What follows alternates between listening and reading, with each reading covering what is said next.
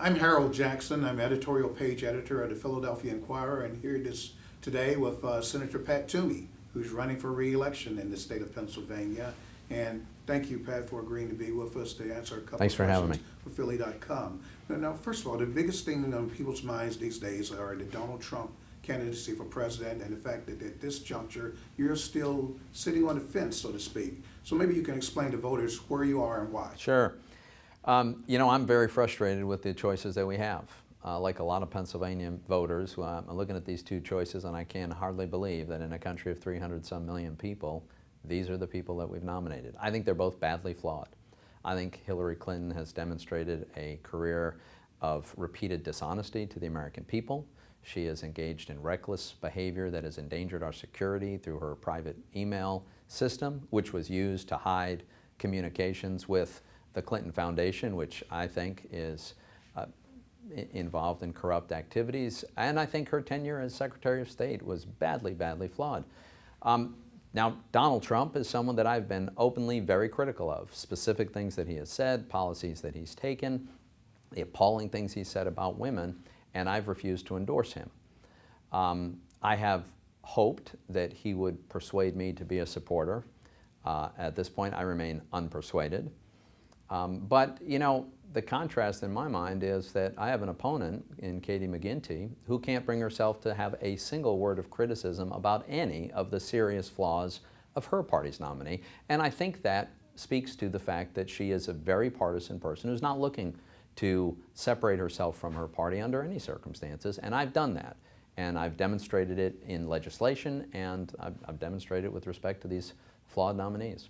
You've said that the Trump candidacy represents a mood that's out in Pennsylvania and other states right now, the fact that people are supporting him despite these flaws that you mentioned. You've talked to some of those people. What are you saying to them to assure them that they could have something better than what he offers? I've tried to convince them that there is a path to the strong economic growth, and I think the lack of strong economic growth is a big part of the root cause here, the frustration that Washington is in gridlock. We are stuck now on 8 years after a recession, and we still haven't had the recovery we've been waiting for. An awful lot of middle-class families they're working harder than ever, they're not getting ahead, and they're fed up, and they're saying, look, we've been trying this long enough.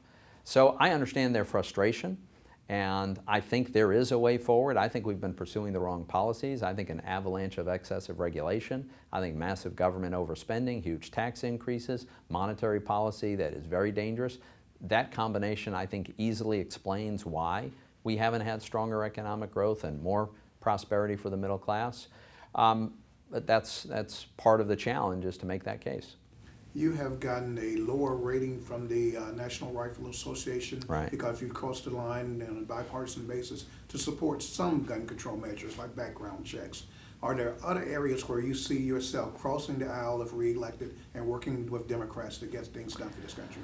Oh, absolutely. I still think we need to improve our background check system. I intend to continue to try to complete the work that I began with Joe Manchin, that I've continued with Susan Collins and others on background checks. But, nothing gets done in the Senate that's not bipartisan. So I worked with Senator Chuck Schumer on the Jobs Act, which has helped growing companies to be able to raise capital so they can hire more workers more readily. I worked with Senator Bob Menendez and Tom Carper, two Democrats from neighboring states, on changing provisions in our tax code to encourage small business growth. I worked with Sherrod Brown, a Democrat from Ohio, to reduce the incidence of diversion of prescription drugs from the Medicare program to the streets and feeding addiction. So this is what I do. This is how you make progress, is you find common ground. That is why I've been able to be successful in the Senate, and absolutely I intend to continue that in a second term. Senator Pat Toomey, thank you very much. Thanks for having me, Harold.